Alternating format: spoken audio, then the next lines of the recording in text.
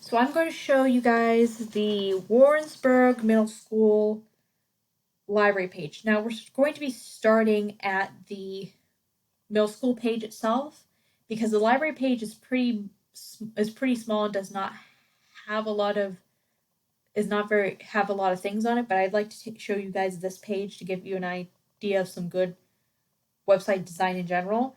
So you've got your navigation bar easily found along with the logo and the name of the website and the school. You can see it follows an F pattern.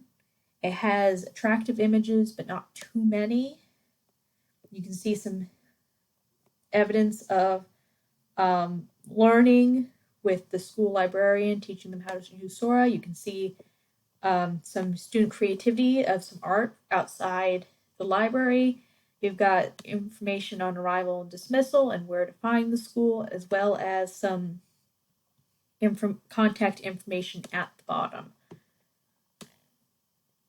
Now, the only one problem I would find with this is that while it does serve a lot of different populations, you can see parents, students, staff, it doesn't put the library link in a logical place.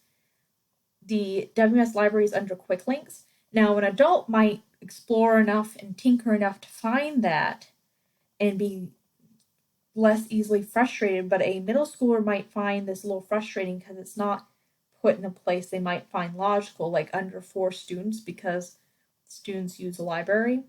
So I think if I were to redesign this page, I'd put a link to the library underneath 4 students to make it a little easier on the students. So we're going to go to this library page.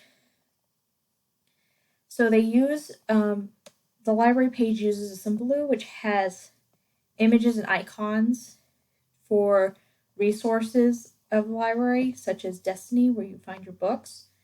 And I think this is a decent way to organize information for younger grades because it's image-based, it doesn't use too many words, and you've got some familiar images such as emojis that students will find comforting and so on and so forth. You can see that some things are logically put in proximity to one another, like the social studies sources are all together with orange backgrounds, so you can tell they're social studies sources.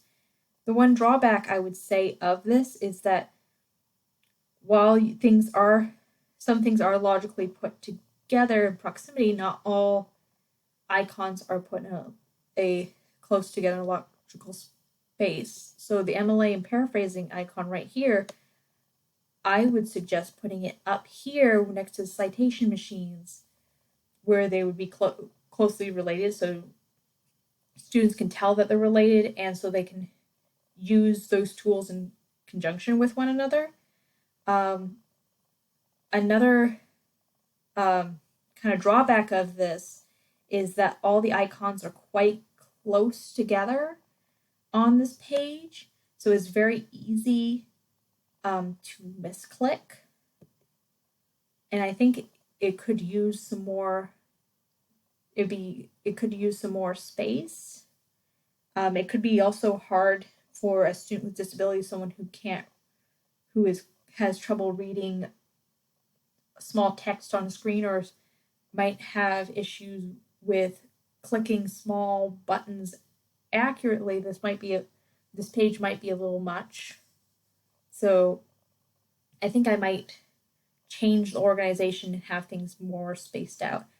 This page does show some evidence of the ASL standards, like you can see Engage right here, teaching students how to use information in an ethical manner with the citation machines.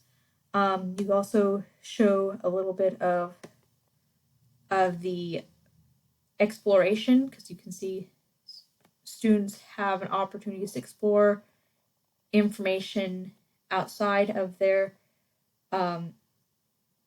cultural standards, and also you get to learn about other cultures, so that also fits the include standard for the ASL.